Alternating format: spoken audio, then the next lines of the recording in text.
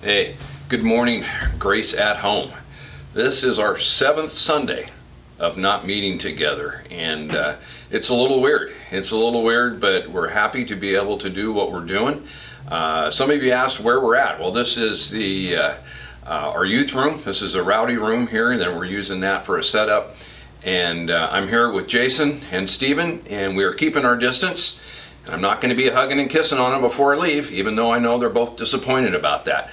But this is what we're going to do this morning. Hey, we're going to worship together, and then I'm going to share for just a little bit, and then we've got a song to finish with, and Steven's going to close in prayer. Hey, just bless you guys. I'm really looking forward to when we can get back together and do this in our main sanctuary. So hang on. Hope you enjoy. Blessings.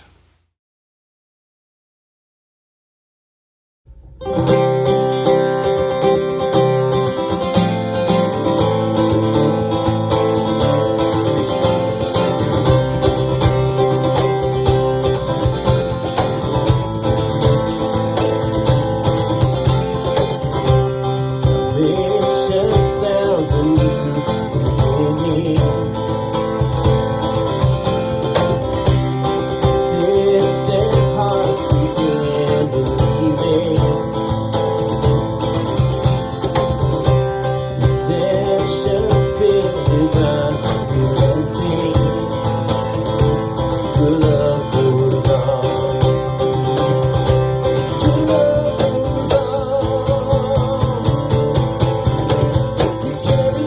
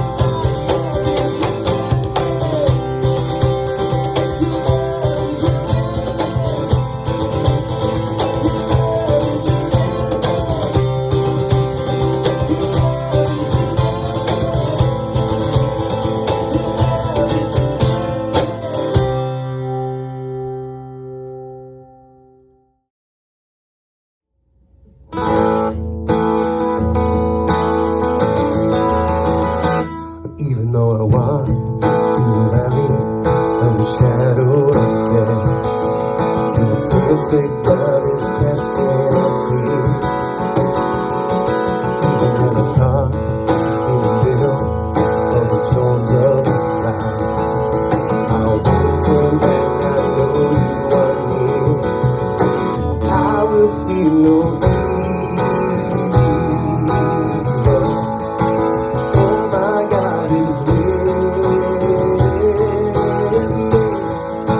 and if my God is with me, then shall I fear, then shall I fear. Oh no, never let go, through the calm and through the storm.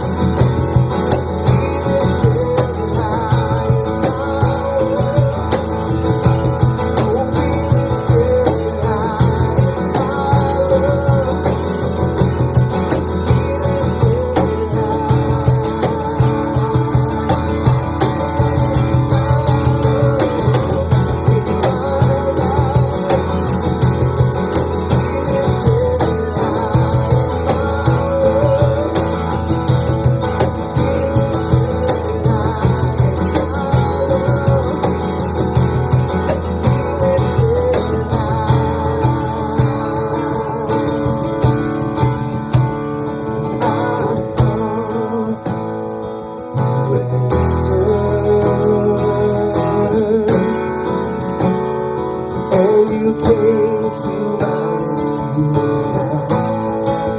I wanna be where you are. Yes, I come and serve, and you came to my rescue. Wanna be where you are. In my life, be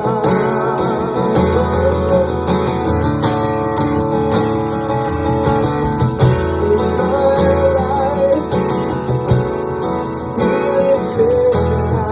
In my world, be lifted high. In my love,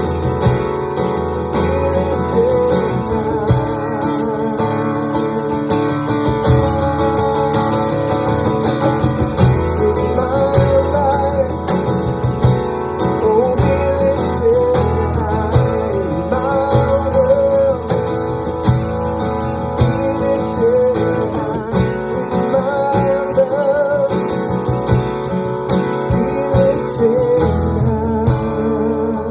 lifted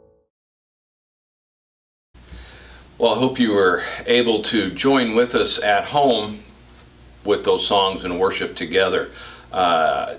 Please have a little grace on the guy that was moving the slides for the songs. He was working with a touchpad, not a mouse that he's used to, and he wanted to get involved with worship and still stay focused with that. And so there might have been one or two slides that got a little bit out of sync on there, but just have some grace with him for that. So like I said before, church has been like closed for like going on 6 weeks. And I've had a couple people ask me a couple different things about what's going on. Well, first of all, I'll tell you what's not going on. All of the meetings that we do, all of the groups that we do together, not only our Sundays gatherings, but the Tuesday night, our discipleship program that we're doing, the Good Fight, we're not getting together for there. Wednesday, we're not getting together with Rowdy with the kids, and Awana with the youth. We're missing all of that. All of that stuff is not going on, but there are still some stuff going on here. I kind of wanted to fill you in on that. I don't know if you noticed or you remember back, Arches was coming on Tuesdays to provide a shower truck here for the unsheltered population that would stop by and use it. Well, Arches downtown had to close, but then they took on placing like 100 displaced folks that were either had COVID or were at high risk, and had nowhere to go, and put them in some hotels around town. And so those folks didn't have any way to prepare meals, to take care of food, and so they contacted the Kindness Closet, which is a ministry that is based out of our church. They're their own entity, they're their own nonprofit, but they work with our church. Gals within our church started this, Kendra Tibbet and Lindsay Bigelow are with that, and a little board that they have together that Teresa and I sit on. But they asked them to help with these meals, and so they took it on. And I asked Lindsay to give me an update to how many meals have been prepared and put out. And by this Sunday, and you're going to be amazed at the number, I was amazed at the number, 1,250 meals have been put together from our kitchen and delivered to these folks that are sheltered in these hotels. 1,250. They have a group of volunteers that on their messenger app, which I'm a part of, they're called the Hotel Heroes. And they will put out, hey, we're doing this meal and we need some help with this. Anybody out there? And I watch and see all the different people, not only in our body, mostly in our body, but some out that will volunteer and do stuff. United Way has, and Marion Pope Food Share, we have got a lot of supplies and stuff to do that. And then a lot of people cook at home and bring stuff here, and then it is put together by a small team.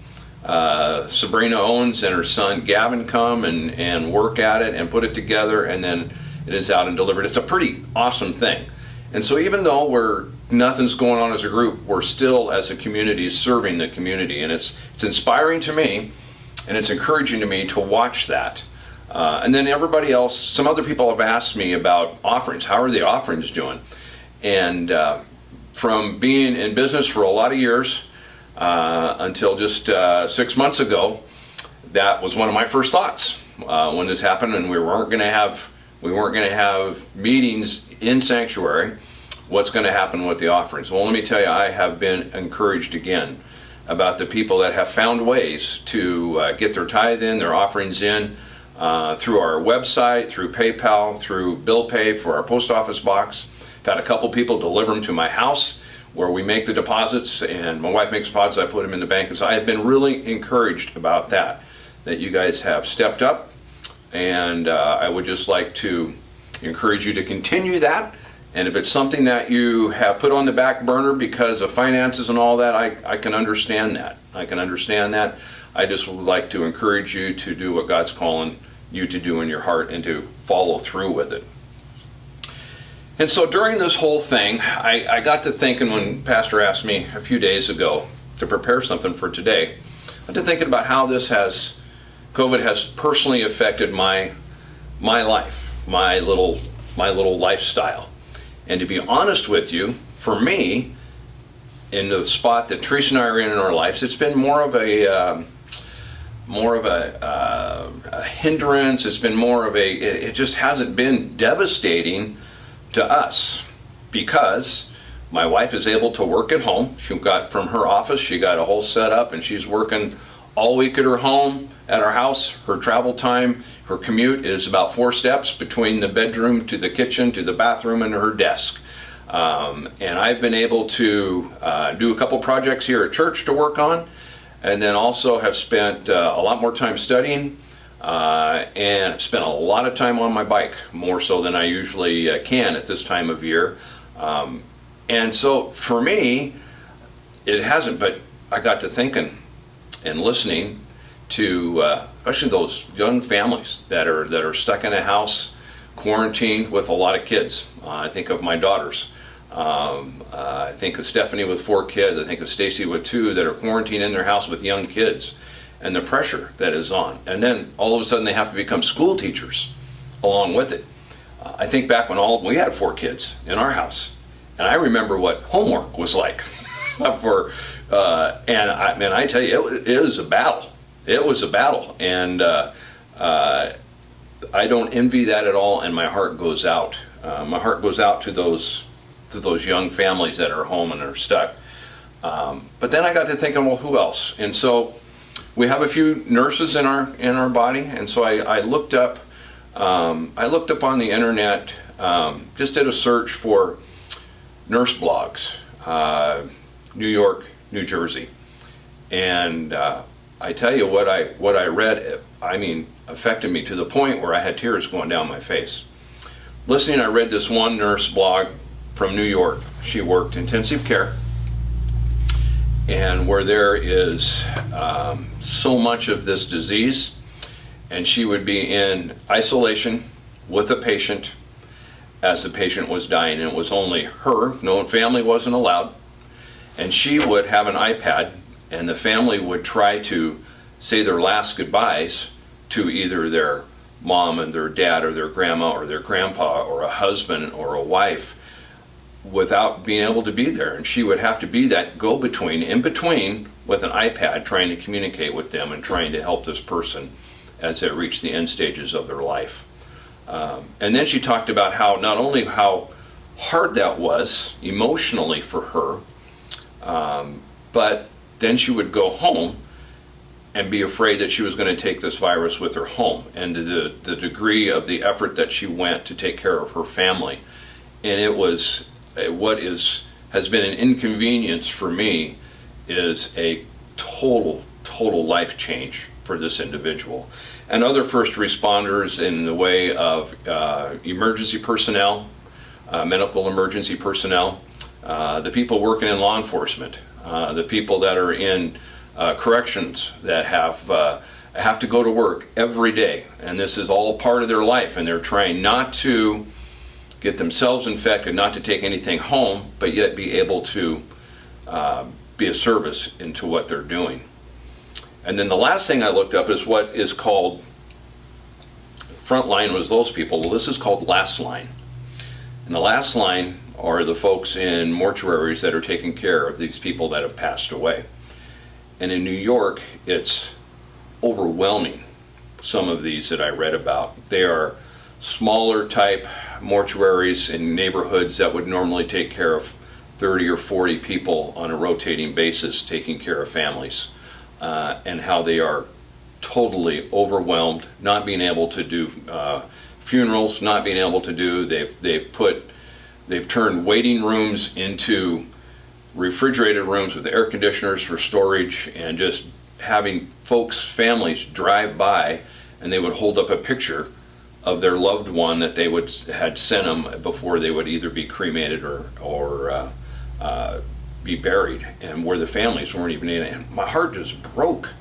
My heart just broke as I think back of, I've had a couple of deaths that were very close to people and to my family, a couple of my biggest heroes in my life, between my dad and my father-in-law, where I was able to be there, and I was able to be a part of that, and be able to process through that with them and myself and my family, and what that would be like to not be able to be there and do that. And so it affects a whole lot. Here in Oregon, we haven't been besieged as bad as some places because we're not as densely populated, maybe because we've done a little bit more distancing or whatever it is. But I think back, and I've been keeping track of daily how many deaths in daily, how many new cases in the different states in the United States. And there we are up as a nation, we're up over 52,000 people as of this morning. And I thought, you look at these numbers on a day-to-day basis and you kind of get numb to just numbers. And I thought, there are days, periods starting 10, 12 days ago, where we were losing over 2,000 people a day. 2,000 people a day just to this virus. And I think back, I looked up, I said, in my mind I'm thinking, so Pearl Harbor was a huge traumatic event. And Pearl Harbor, it's estimated anywhere from 2,500 to 3,000 people passed in that day. 9/11, it's estimated about the same. Two major events for our nation. And then today, we're like every day for the last, it's been 10, 12 days, over 2,000 people. And how much of an effect that is on families, and how much of an effect it is on everybody around. I tried to put it into perspective in my own life and think of somewhere close that had close to 52,000 people. And the closest thing to me was the city of Albany. That would be like tomorrow, the city of Albany being completely gone. Every man, woman, and child would have completely died. And how that would affect all the families peripheral from that and the community from that. And to me, that part is just overwhelming when I look at it that way. And then try to put into perspective what my life and what has been an inconvenience to me has been an absolute devastation to others. And so as I tried to gain some empathy for that, I tried to think back and tried to put that into perspective, I was thinking of the Psalms, and so we're going to go to Psalm 121. I can give you a chance to look it up in your Bible. I'm going to be reading from the New American Standard, and this is David who wrote this psalm. And when I think of David, I think of the strong warrior, the one that was courageous, stood up against a giant with a sling and a rock, and who led a nation, and who was a bold individual. So not only was he a bold, courageous king, leader of a nation, but he also experienced a lot of brokenness in his life. Some of it resulted from his own sin. He experienced a broken family life. He experienced betrayal. He experienced a death of a child.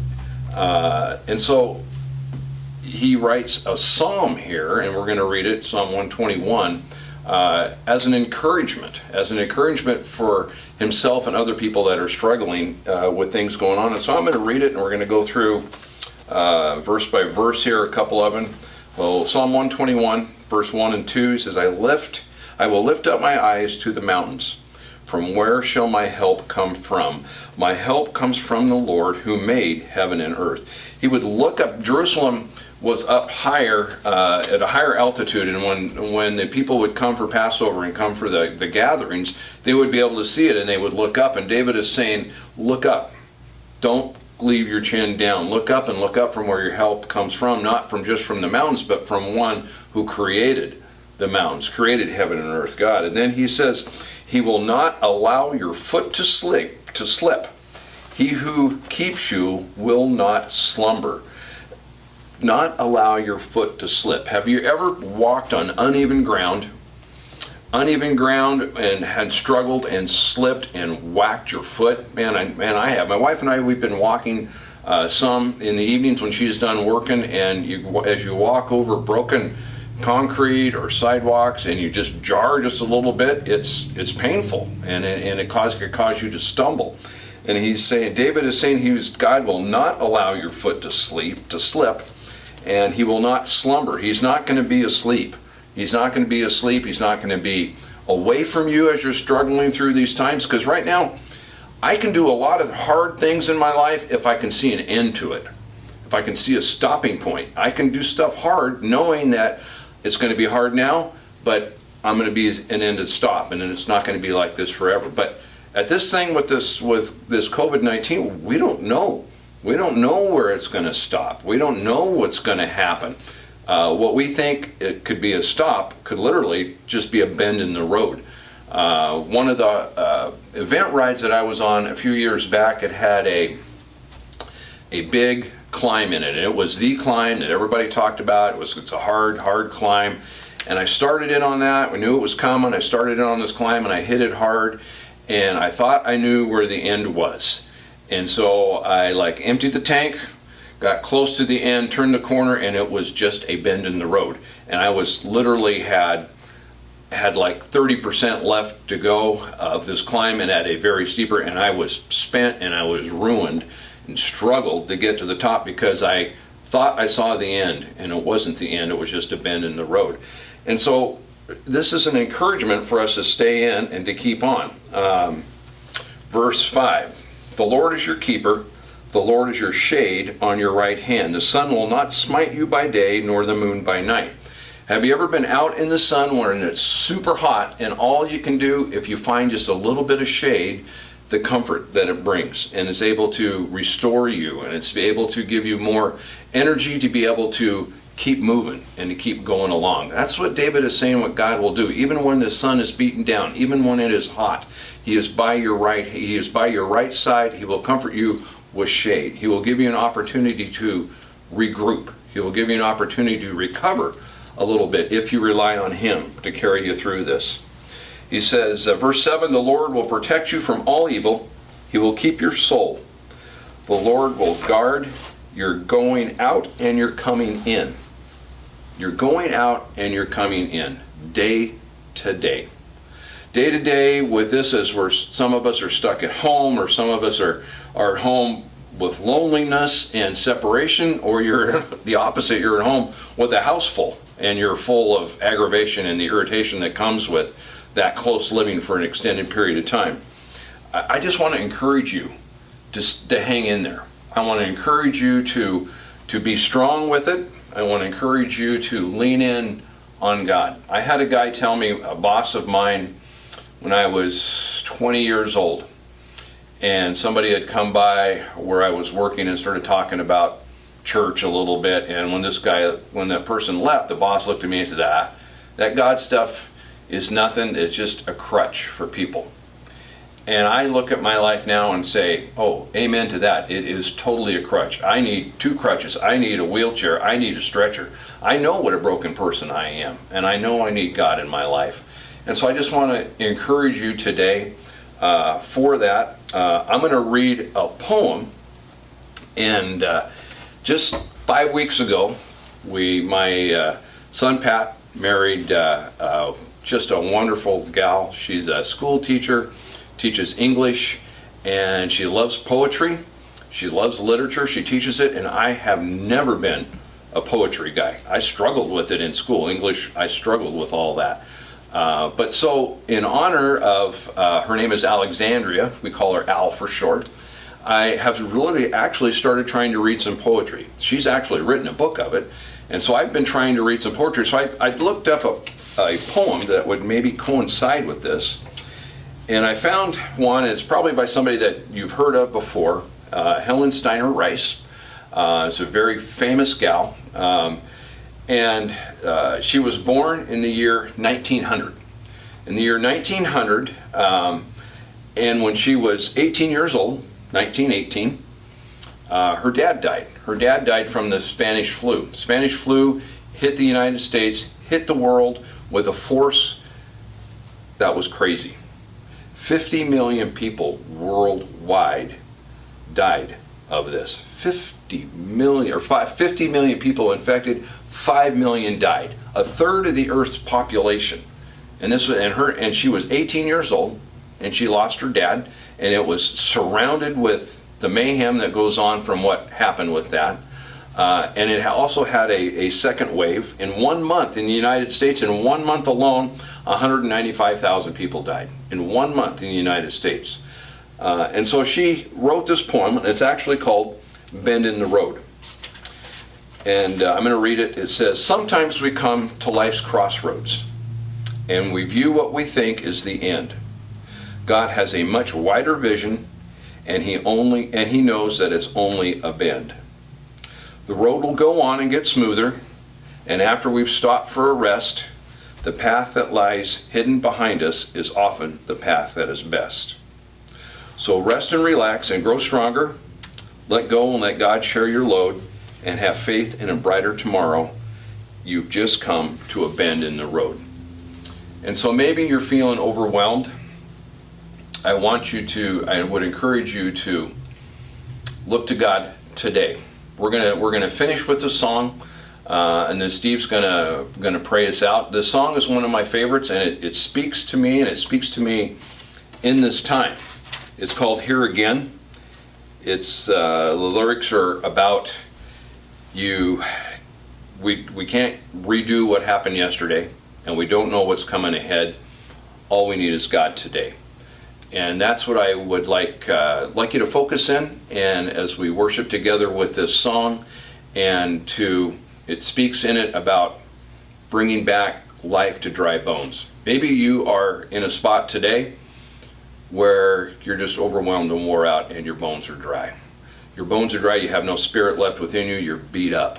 I would just encourage you to call upon God either during this time now or in your own personal time, and have an opportunity to let him restore, and have an opportunity to let him help you recover and give you the endurance that it's going to take to finish this race. Because we may not see the end, we may just see a bend. And so I hope you enjoy this song as much as I do. Thanks again.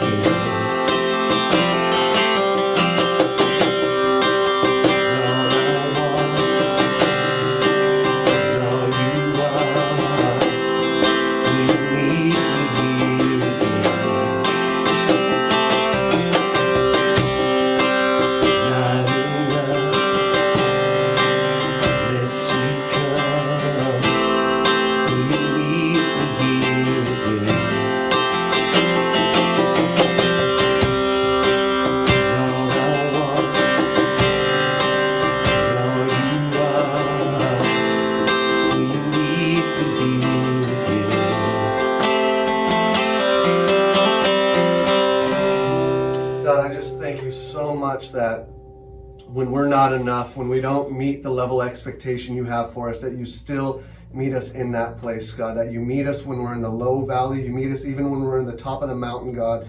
And I just thank you so much that we have the ability to be met by you in our home. We have the ability to be met by you when we're in our car. It doesn't matter where we're at. You will come and meet us in those areas. So I just pray for every individual that watched this video today that you might just meet them, God, that you would encounter them in such a real, tangible way that they might feel your presence, they might feel your grace and your mercy on their life, God. Thank you for what you're doing in this place. In your name, amen.